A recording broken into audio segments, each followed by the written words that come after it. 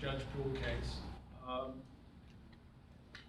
What Judge Poole did was something that resulted in our entire 2 counties, our entire judicial system, looking like we are just the rubes, like we are the worst in the sticks. We're not. And the big issue, my opponent, Mr. Bell, has said, well, he committed no crimes. Well, I beg to differ. We actually have evidence from some of the cases that were not, at the time, taken seriously. Subsequently, they still haven't been taken seriously, that show that Judge Poole may have, and it's alleged, to have had an affair with a party opponent of the woman that was before him. In essence, the woman had a case where she was trying to get custody of her kids, and in the meantime, the grandmother of the children on the other side was potentially having an illicit affair with Judge Poole. That's pretty serious. If that turns out to be true, that's straight up bribery. Solicitation of bribery. Bribery is the promise of any material good. Materials, it could be, that could be money, material or service. Money, with all due respect, sex. It could be quid pro quo. You do this for me and I'm going to do that for you.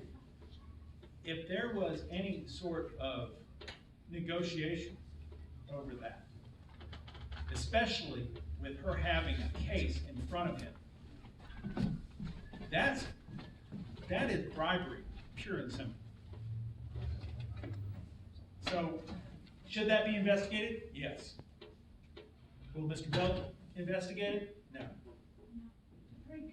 Well, he's afraid to. That there's that. But also, he gave Judge Poole the best gift any DA could have possibly given a man in that position. He didn't commit a crime. That's what he said. He's committed no crimes. Well, it is one of those things where by not prosecuting the crimes, Judge Poole retired 2019, I think. Yes. Yeah. Okay. Mm-hmm. November 2019. Misdemeanors in the state of North Carolina have a 2-year statute of limitations. Felonies have no statute of limitations. So by not charging Judge Poole prior to December of this past year, any misdemeanors are out the window. We can't go after those. Those are dead in the water. Statute of limitations is right. Felonies, on the other hand, we possibly could. And it would be my intent to at least ask a special grand jury to look into those matters. Again, as I've explained to you, my ethics won't let me prosecute him. Okay? And that has a lot to do with the fact that I could be called as a witness too. Okay? Now, can you clarify that? That doesn't mean he's not to be prosecuted. That just means you will not be the attorney doing it. Right. In that particular case, I would have to either step aside for a district attorney from an adjoining district or from the Attorney General's office. I would probably seek to have the Attorney General come in and do a special prosecutor for that.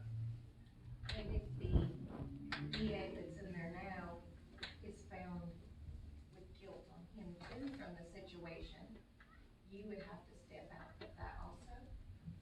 In all likelihood, yes, ma'am. And the reason behind that is very simple and straightforward. If you can imagine a situation where I am trying Ted Bell, and Ted Bell says, well, Mr. Evans is being unfair to me because I was against him in the last election. I can tell everyone, no, that's not true. My interests are pure. I'm here to see justice done.